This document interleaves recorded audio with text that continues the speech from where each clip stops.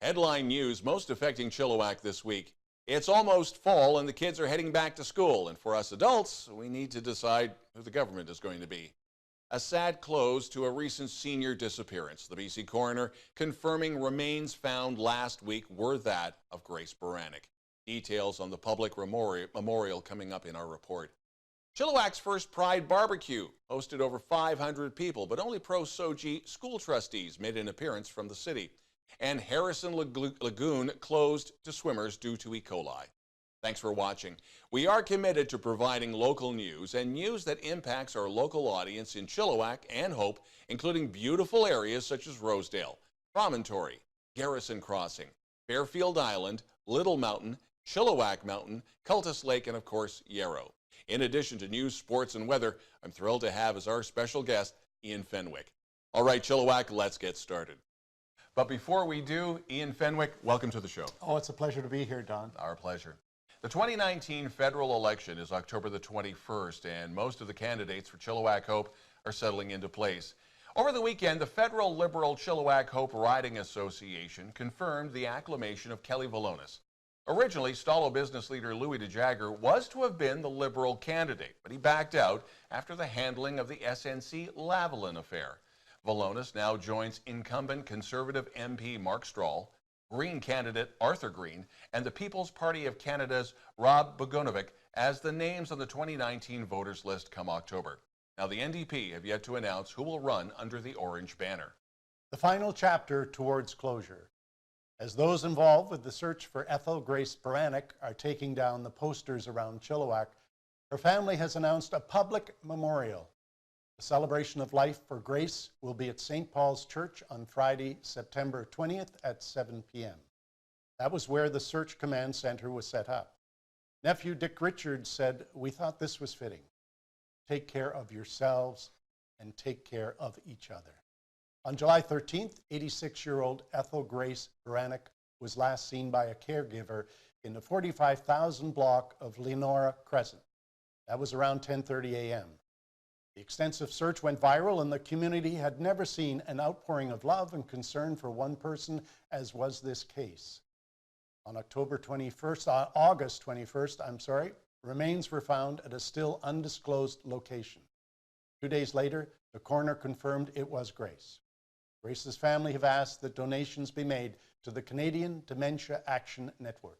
This weekend is the Labor Day holiday, and that means school starts next week. If your child needs the school bus to get to their destination, you have to register before school starts. Also remember that school zone speed limits are different in Chilliwack than the rest of the valley. In Chilliwack, that's 30 kilometers an hour from 7:30 a.m. to 5 p.m. Monday to Friday. But for the rest of the Upper Fraser Valley, it's 8 a.m. to 5 p.m. Some 500 people showed up at Chilliwack Secondary School over the weekend to celebrate the first ever Chilliwack Pride barbecue. It was interesting to note that the 4 Pro-SOGI trustees did show up, as was expected, but no one from City Council attended. Council is still deliberating over a downtown rainbow crosswalk, while local First Nations have painted sets of them, one at Eagle Landing and the other at Promontory Save On Foods. As with the dog days of summer comes another fact of valley life. Due to ecoli counts at Harrison Lagoon, the lagoon has been closed to swimmers. The rest of Harrison Lake and the docks remain open. Also with Harrison, the Kent Council has approved the spending of almost $19,000 to study 3 possible evacuation routes from the village should a natural or man-made disaster happen, and in particular for people in the areas of Rockwell Drive and Sasquatch Provincial Park. And when we return, a fellow member of the media retires.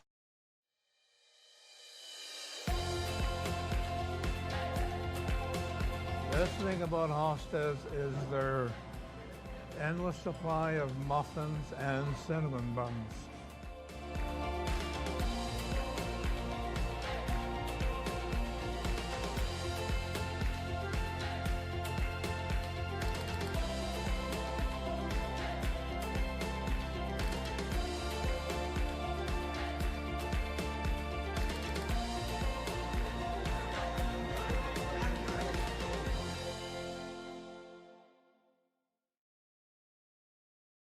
Welcome back. Save the date, Friday, September 27th, to help the Meadow Rose Family Help Center Society continue meeting the needs of children and their parents with their silent auction fundraiser called Bottoms Up. $25 gets a burger and a beer and a chance to bid on auction items. Tickets available at their office. Meadow Rose Society assists young mums and mums-to-be on low income or social assistance with everything from formula to baby supplies and cribs. And a tip of the hat to a fellow member of the local media. He has been the #1 radio morning voice for 34 years in the Fraser Valley. From the original CHWK AM to Radio Max to Star FM, Scott Riley has been waking up audiences with his quick wit, his humor, and a few family anecdotes. All good things must come to an end. Riley will retire at the end of the year. Hanging up the mic for good is not easy for anyone in broadcasting, and inside joke here, Scott, those radio nightmares, they don't go away. Chilliwack Counseling will be moving into the Chilliwack Business Center as of September 1st. With the new Paramount Senior Center about to be built down the street, this makes perfect sense for the new location. They are also accepting new clients at this location, so if you've been thinking about seeking a counselor, you can book your first session online at their website. And in case you did not know this, most extended health benefits plans will cover your counseling session. From 4 to 9 p.m. this past Saturday, the neighbors of Garrison Crossing held their second annual block party to a resounding success. Kids and adults danced and indulged in a summer barbecue on the blocked-off corner of Garrison and Tamahai, westward just past the alley. While no official attendance numbers were taken, the hot dog count was somewhere over 100. Music included the stylings of local bands Judy Tuesday, which included the former mayor of Chilliwack, Clint Hames, on guitar. And this type of fun-filled event is what Mayor Ken Popoff was alluding to in his recent appearance on chillTV's News of the Week just a few weeks ago. The city offers funding for neighborhood block parties and other non-for-profit events. You just have to fill in the application online. Check out the City of Chilliwack website for more details. And speaking of fun, heading into the Labor Day long weekend, there are a few things to check out. Cultus Lake Water Park will close at the end of Labor Day Monday. At the same time, the BC Transit service to Cultus will end. That number 6 bus will be back in action next June. Also in Cultus Lake, Coneheads Ice Cream will close its doors permanently on Labor Day. Owner Hank Jones is 72 and coming off of heart surgery. He said it was time to slow down. A new owner for the property may be in the works. However, Jones expects the land to be redeveloped. And the Harrison Country Craft Market is this Saturday and Sunday. Information can be found on the Harrison Festival website. And now, Don with the chillTV Sports Report. The latest inductees into the Chilliwack Sports Hall of Fame have been announced. The class of 2019 will include the 1999 Chilliwack Boys United Soccer Squad. They'll go into the team category. They were the first ever Chilliwack team to win a provincial championship. Competing in the Olympics is not a small feat. Chilliwack Spartans and Stingray star Jen Hege started in competitive swimming in 1985. By 92, she was on the national swim team and bound for the Barcelona Olympics, but didn't qualify, just 1/100th of a second shy. She'll be inducted into the athletes category. Now with the builders category, this guy should have been in years ago. Bruce Renwick's name has been associated with Chilliwack curling for years. Currently the manager of the old and the new Chilliwack Curling Club. He got the job in '97 and never looked back. With his guidance, the CCC has hosted the 2006 Continental Cup, the 16 Canadian Police Championships, and this past year's National Seniors Championship. The Chilliwack Chiefs are well into their exhibition schedule. The Chiefs season opener is Friday, September the 20th at 7. Tickets are available through the Chiefs box office or through the website. And second-year Chiefs defenseman Nathan Kelly is proving that he is the team leader. The 19-year-old Kelly will wear the C on his jersey, with the alternate captains to be named later by GM and head coach Brian Maloney. Now, last year's captain was Skylar Brindamore.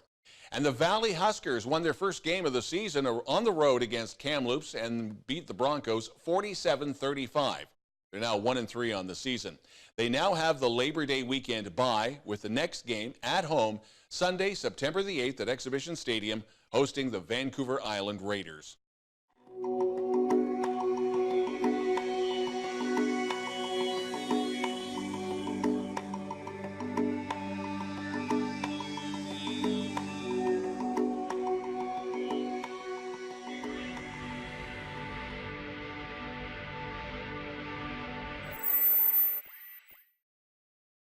Chill TV weather, it truly is the dog days of summer. For the week ahead, plenty of sunshine, chance of showers, and warm temperatures, highs pushing into the upper 20s. And we'd like to thank our special guest this week, Fenwick. Thanks for coming on board.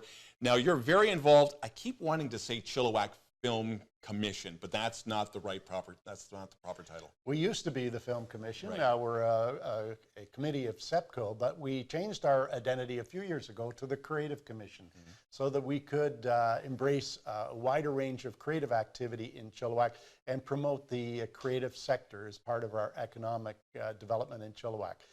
We have a number of events coming up in September, and every month we have a Creative Thursday. And if you go on the Chilliwack City website and look to the Creative Commission, you can find out where these events are. People who are interested in the creative side of the community meet up, discuss common concerns, network, make friends, and also there's a program which highlights some element of the creative community. In October, we have at the Cultural Center an annual Pechakucha event. Pechakucha is Japanese for the sound of conversation. Yes. And we hear the conversation of creative people in Chilliwack in a format which they have to show 20 slides, and they have 20 seconds for each slide so they don't get too talky. And the action moves along pretty quickly with their presentation. And if you don't care for what they're talking about, another one comes along quite quickly. Then in November, we have an outstanding event at Cottonwood Cinemas, and that is the Chilliwack Independent Film Festival, curated by one of our members, Taras Groves. And we invite filmmakers from all over the world to submit films, short films, documentaries, feature films. And this year, we've had over 300 films submitted. Wow. It's a lot of watching to sort out. 20 or 30 films will be screening at the festival in November. 3 days of wonderful filmmaking with a number of filmmakers there, cast members, and we do question and answer sessions. It's a great session. So yeah, the Creative Commission is alive and well in Chilliwack and supporting and promoting the creative sector. Great stuff. Thank you, Ian. And thanks for watching Chill TV's News of the Week. If you'd like to share the spotlight, even if you've never been on camera before, send us a note to news@chilltv.ca with your CV, and if you have it, links to your video. And if there's something in the Chilliwack area or Eastern Fraser Valley you feel we should be reporting on, again, send us an email to the same address, news@chilltv.ca. That's the news this week. I'm Don Lehn.